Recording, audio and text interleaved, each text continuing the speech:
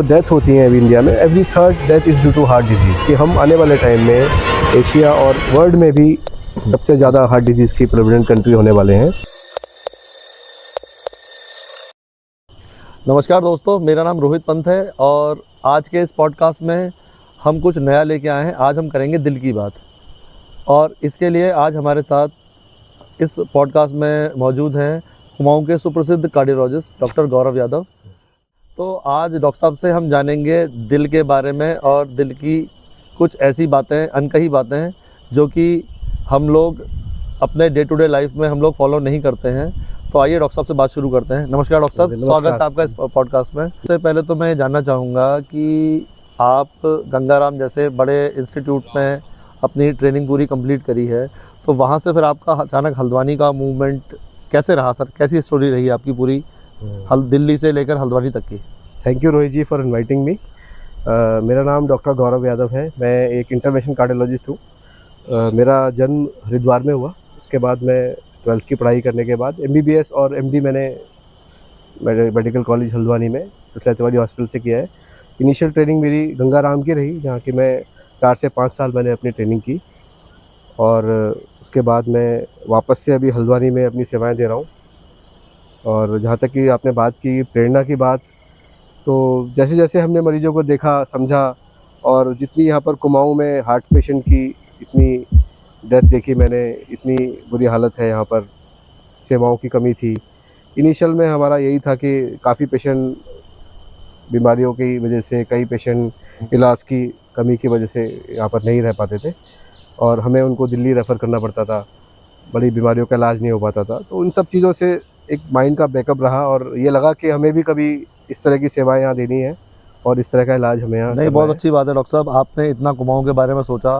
कुमाऊं में आज भी जो है हेल्थ फैसिलिटीज़ का बहुत ज़्यादा अभाव है और हल्द्वानी जिस शहर में हम बैठे हैं, पूरा पहाड़ जो है हल्द्वानी के ऊपर डिपेंड करता है जी। बहुत बहुत साधुवाद दूंगा आपको मैं कि आपने इस तरीके से सोचा कि आप दिल्ली से आके हल्द्वानी शिफ्ट हुए हैं।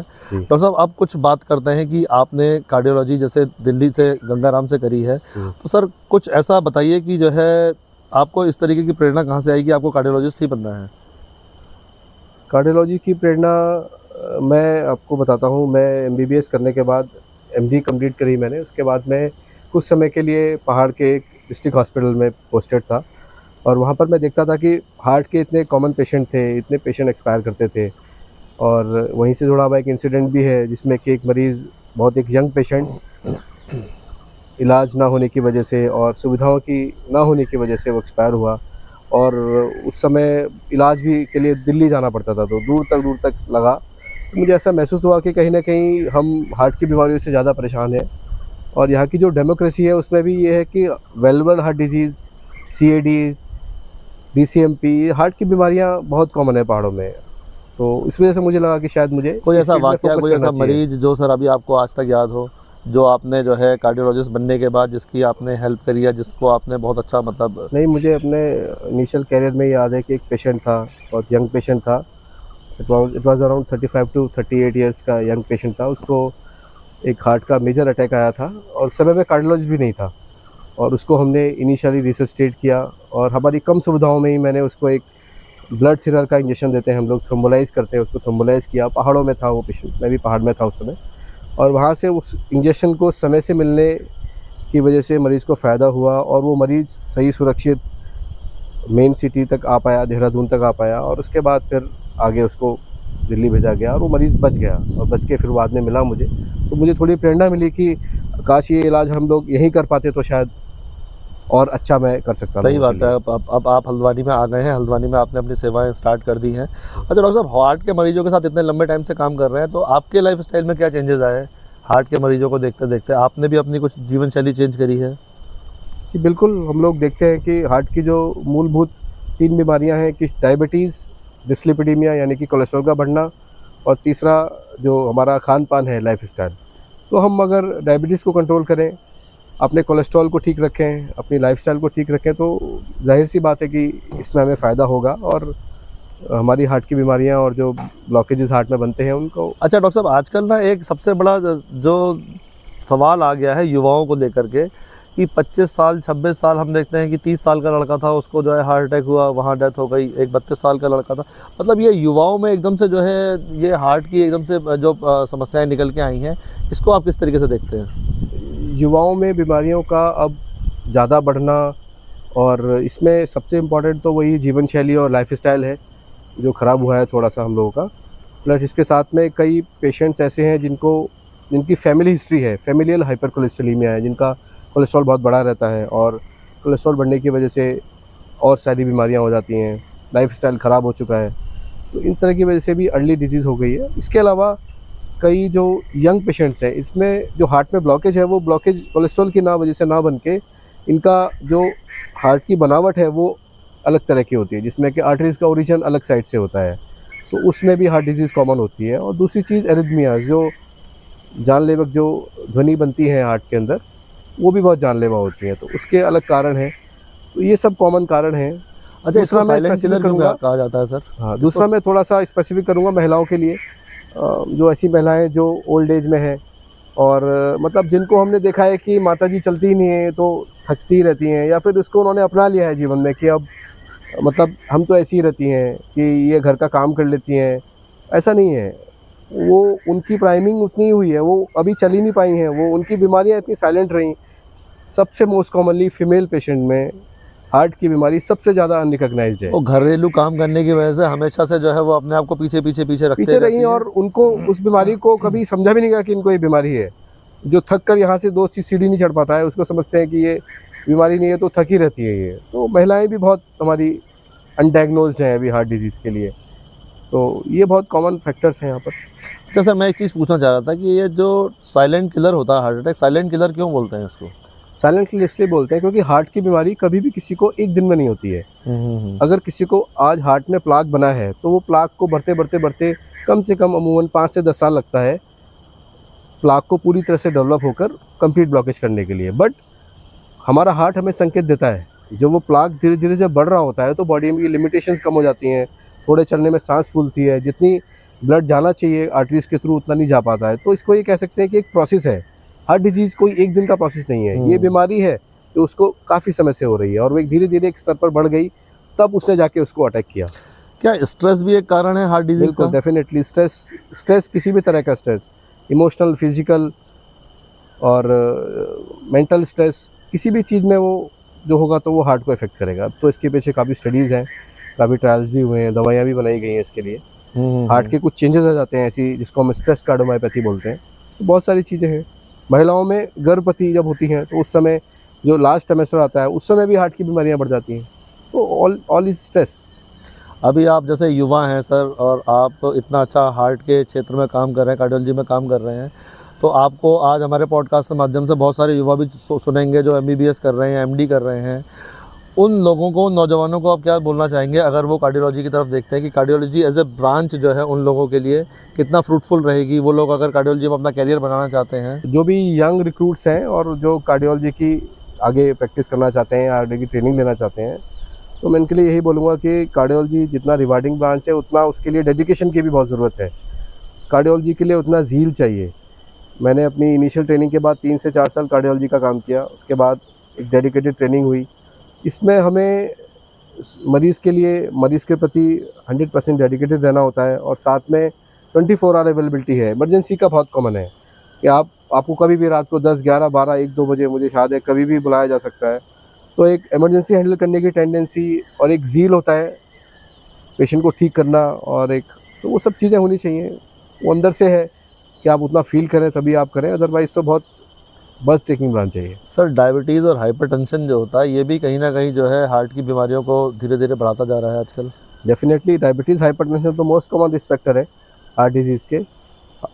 अनकंट्रोल्ड शुगर और ब्लड प्रेशर की वजह से हार्ट के आर्टरीज में कुछ चेंजेस आते हैं, उन चेंजेस की वजह से प्लाक बनता है और फाइनली अटैक हो जाता है।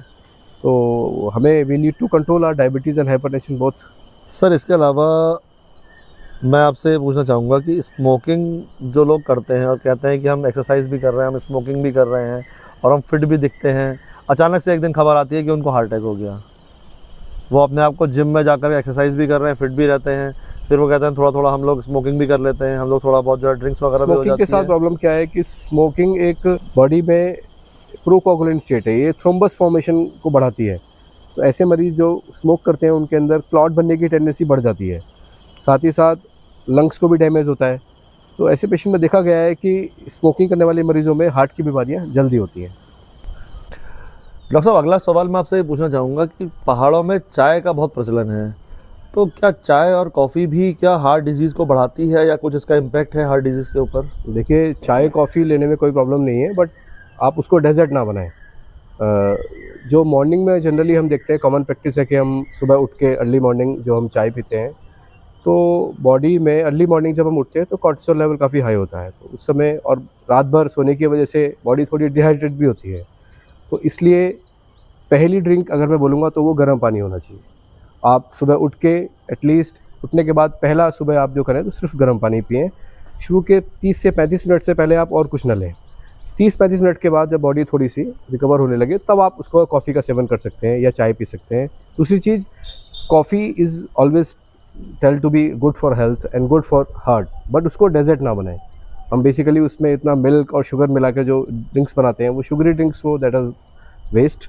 आप ब्लैक कॉफ़ी लें, आप चाय लें, चाय में भी आप कोशिश करें कि चीनी की मात्रा कम रखें और मिल्क भी थोड़ा कम रखें, तो that is good for health. Doctor साहब, एक सवाल ना बड़ा सोशल मीडिया पर आजकल बड़ा चल रहा है कि मैं फिट हूँ इसलिए मुझे हार्ट अटैक नहीं आ सकता, क्या ये धारणा सही है? नहीं, सबसे बड़ा मिथ ये है हम लोगों के बीच में कि मुझे तो हार्ट की दिक्कत हो ही नहीं सकती। जो कॉमनली हम यंग लोगों में, आजकल यंग पीपल भी यंग लोगों में, ये इवन मिडिल एज और ओल्ड एज लोगों में भी समझते हैं कि सर मैं तो सुबह जो है 10 चक्कर मार के आता हूँ, मैं इतने चक्कर घूमता हूँ, मुझे हार्ट की 10,000 जो है स्टेप्स कर लिए, मैंने घड़ी लगा रखी हार्ट है, की दिक्कत नहीं हो सकती है। तो बेसिकली ऐसा नहीं है।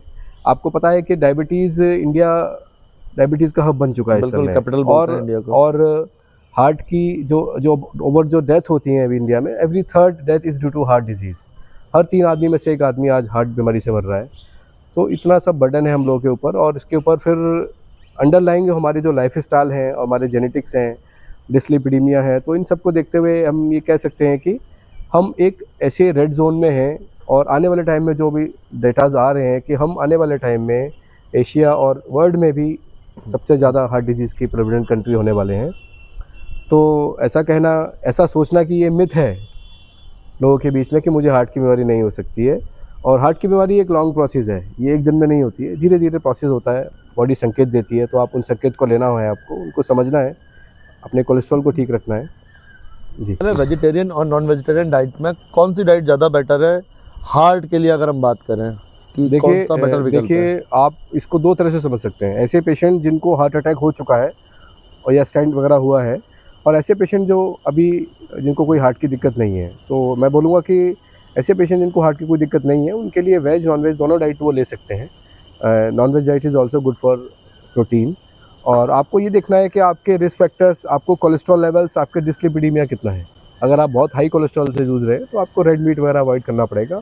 And always vegetarian diet is good, but वहीं साथ में वेजिटेरियन डाइट में जो प्रोटीन ऑब्जेक्शन है वो कम है थोड़ा सा, तो वो भी एक रिस्क फैक्टर है। बट अगर आप ऑलरेडी हार्ट डिजीज़ से जूझ रहे हैं, आपको एंजियोप्लास्टी हो गई है या हार्ट की बीमारियां हैं, तो ऐसी कंडीशन में आपको नॉन वेजिटेरियन डाइट को अवॉइड करना चाहिए, और जिसमें कि मेनली रेड मीट जो है उसको आप अवॉइड करें। आप वैसे फ़िश और ओकेजनली आप जो है चिकन वगैरह ले सकते हैं।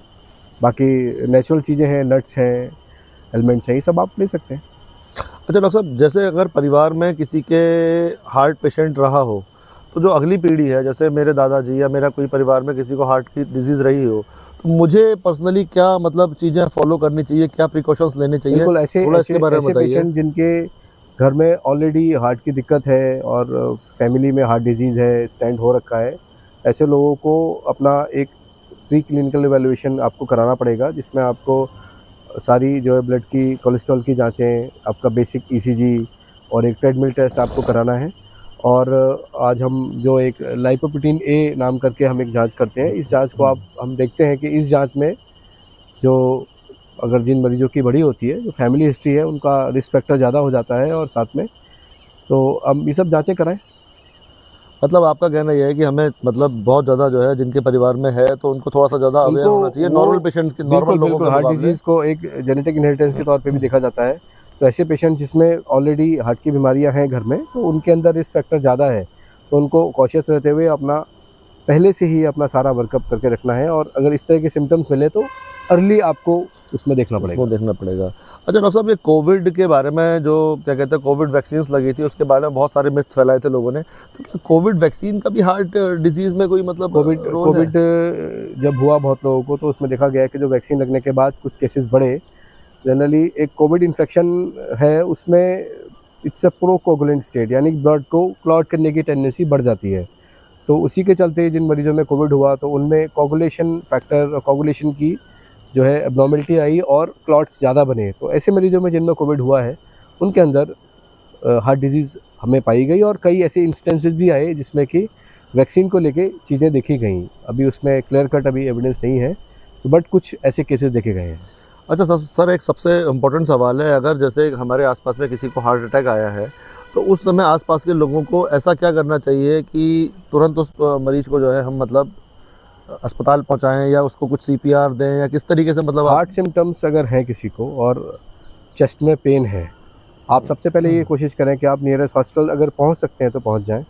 दूसरी चीज़, हम इनिशियल में आप पेशेंट का ये देखें कि क्या पेशेंट कार्डियक अरेस्ट की तरफ जा रहा है। अगर कार्डियक अरेस्ट है, आप पल्स फील कर सकते हैं, तो आप उसमें एक शॉर्ट CPR और वो भी कर सकते हैं। और अदरवाइज़ अगर पेन है, तो हम कुछ लोडिंग मेडिकेशंस वगैरह रखते हैं, तो वो कुछ फिक्स दवाइयाँ हैं, वो दवाइयों का आप ध्यान रखें और वो दवाइयाँ मरीज़ को जितना जल्दी दें तो थोड़ा उससे फ़ायदा होगा। अच्छा सर, मैं सब इस पॉडकास्ट को बहुत लंबा खिंच गया, आपने बहुत अच्छा हमको जानकारी दी हार्ट के बारे में। सिर्फ फटाफट मैं ये पूछूंगा आपकी 5 ऐसी चीज़ें जो युवा लोगों को या यंग लोगों को अपने लाइफस्टाइल के बारे में चेंज करके जो है, जिससे कि हार्ट डिजीज़ से बचा जा सके। देखिए, हार्ट डिजीज़ से बचने के लिए जो 2 तरह के रिस्क फैक्टर हैं, मॉडिफाइबल और नॉन मॉडिफाइबल। नॉन मॉडिफाइबल वो फैक्टर्स हैं जो जेनेटिकली हमें मिलते हैं, और मॉडिफाइबल में diabetes, cholesterol, lifestyle, smoking, alcohol, obesity, ये सब हमें बताए गए, तो इनसे आपको बचना है। Thank you very much doctor साहब, आपने इतना टाइम निकाल करके हमको हार्ट के बारे में इतना बताया, दिल के अनकहे पहलू आपने हमको बताए। अच्छा डॉक्टर साहब, अगर पेशेंट आपको यहाँ मिलना चाहें तो आप यहाँ कहाँ पर अवेलेबल रहते हैं? जी, मेरा क्लिनिक है हृदयम कार्डियक सेंटर, जहाँ मैं शाम को 5 से 8 बजे तक बैठता हूँ, और मॉर्निंग आवर्स में मैं चंदन हॉस्पिटल हल्द्वानी में 9 बजे से 5 बजे तक मिलता हूँ। मीन्स आप सुबह को अगर किसी पेशेंट को मिलना है तो 9 से 5 आप सुबह से मिलना चाहें तो मैं चंदन हॉस्पिटल में 9 से 5 के बीच में मिलता हूँ, और शाम को मिलने के लिए 5 से 8 हृदयम कार्डियक सेंटर, गैस गोदाम चौराहे पे मिलता हूँ। Thank you sir, thank you very much, आपने इतना टाइम निकाला और हमारे व्यूअर्स को इतनी सारी जानकारी दी। थैंक यू डॉक्टर साहब, नमस्कार।